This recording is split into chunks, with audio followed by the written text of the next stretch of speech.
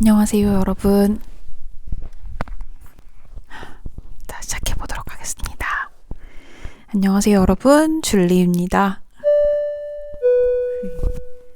지금 아까 찍었던 게 좀 목소리 녹음이 제대로 안 돼가지고 다시 찍으면서 옷방에서 밖으로 나왔습니다.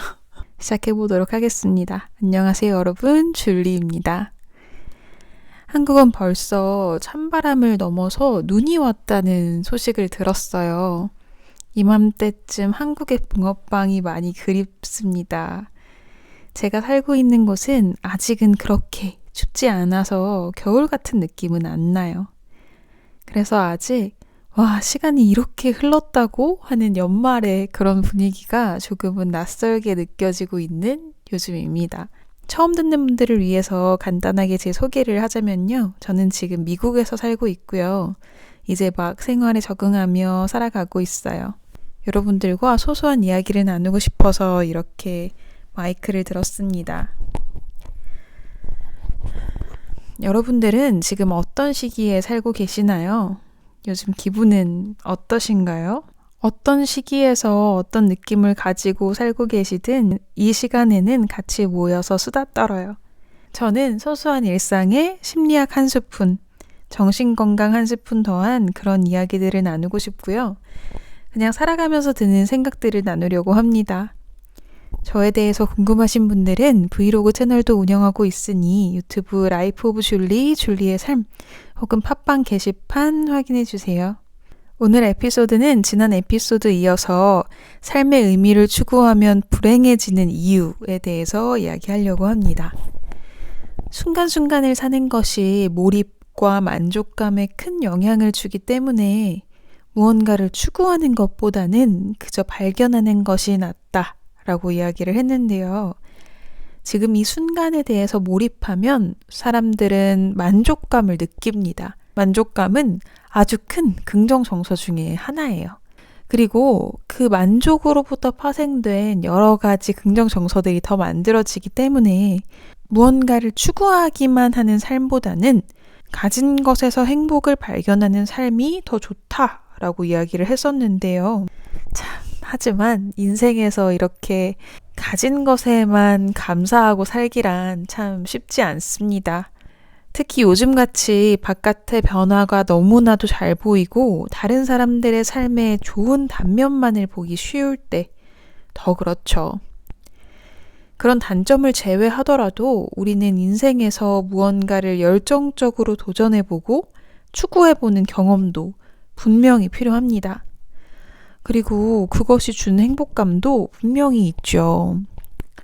그러면 어떤 것을 목표로 달려가면서도 긍정 정서를 느끼고 행복을 가까이 할 수 있는 방법은 무엇이 있을까요? 거기에 대한 제 답은 추구하는 것으로 시작하되 발견하는 것으로 마무리하자예요.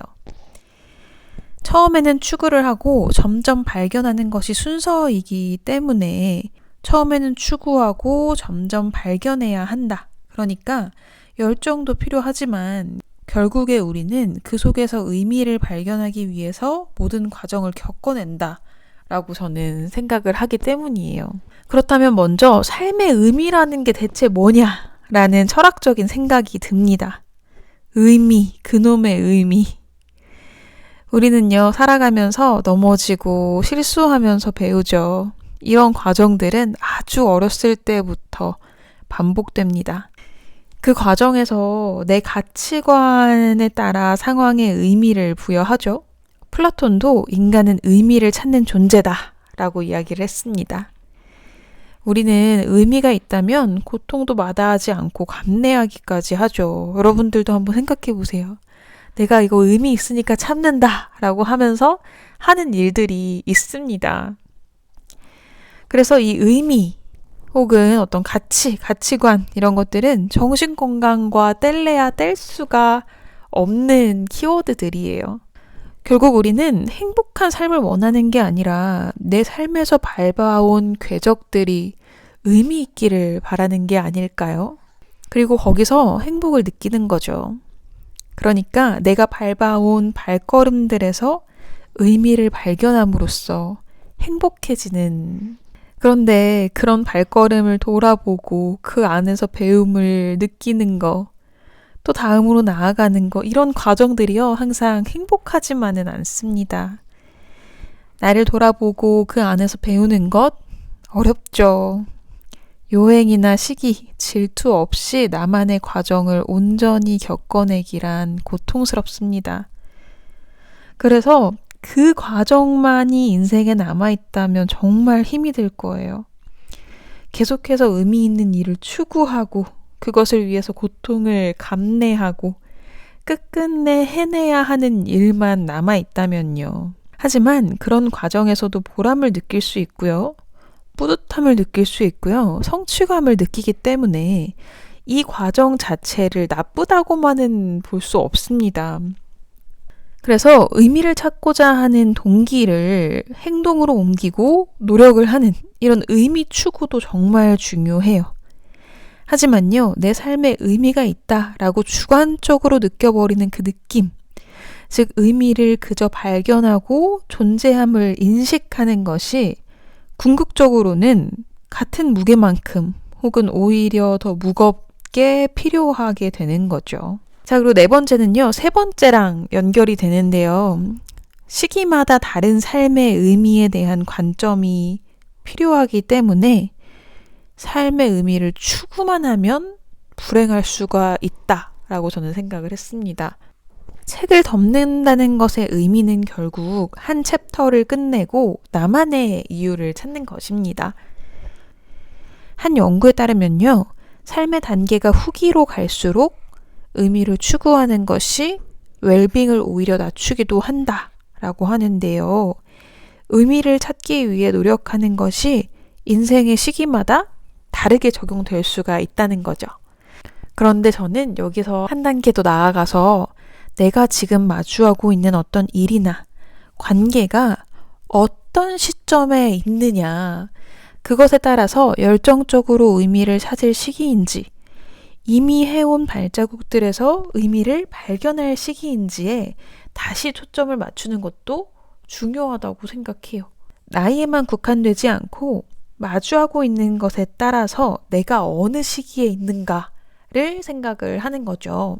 그러려면 시작과 끝을 어느 정도는 정하는 것이 좋습니다. 장기 목표를 세우지 말라는 게 아니라요.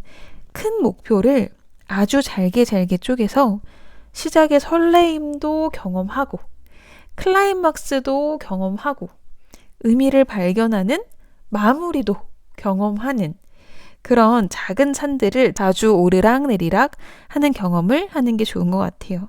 그래서 책 한 권을 읽으면서도 각 장마다, 챕터마다의 기승전결을 나름대로 즐겨보는 거죠. 내가 지금 한 챕터를 닫고 있는, 마무리하고 있는 과정이라면요. 나만의 이유를 찾고 배움과 의미를 발견함으로써 점을 찍는 행위로의 전환이 필요하다고 생각합니다. 계속해서 의미를 찾으려고 노력하는 것이 아니라 주관적으로 만족하면서 마무리를 짓는 것이죠. 내가 한 경험에 어떤 의미를 부여할 것인지, 어떤 네잎클로버를 발견했는지 적어보는 거예요.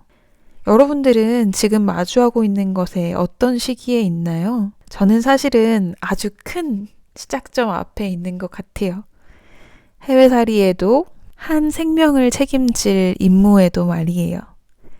그래서 저는 지금 어쩌면 의미를 추구하고 있는 건지도 모르겠습니다. 하지만 동시에 이전의 나의 삶에 대한 의미를 발견하고 그것을 통해서 한 챕터를 마무리하고 있어요. 동시에 둘 다 할 수 있음을 제가 몸소 체험하고 있네요. 그래서 뿌듯하고 만족스럽기도 하고 설레이고 각오를 다짐하는 비장함이 들기도 합니다. 여러분들은 내가 지금 마주하고 있는 일들을 생각하면 어떤 기분이 드시나요? 전 여러분들이 어느 시기에 어떻게 살고 계시는지 가서 닿고 싶은 마음에 이렇게 팟캐스트를 하고 있습니다. 저희는 다음 주 수요일에 다시 만나요. 다음 에피소드는 나는 왜 말이 어려운가에 대해서, 그러니까 말하기, 듣기, 쓰기에 대한 저의 개인적인 사유를 이야기해 보고 싶어요. 그러면 우리는 다음 에피소드에서 만나요. 안녕.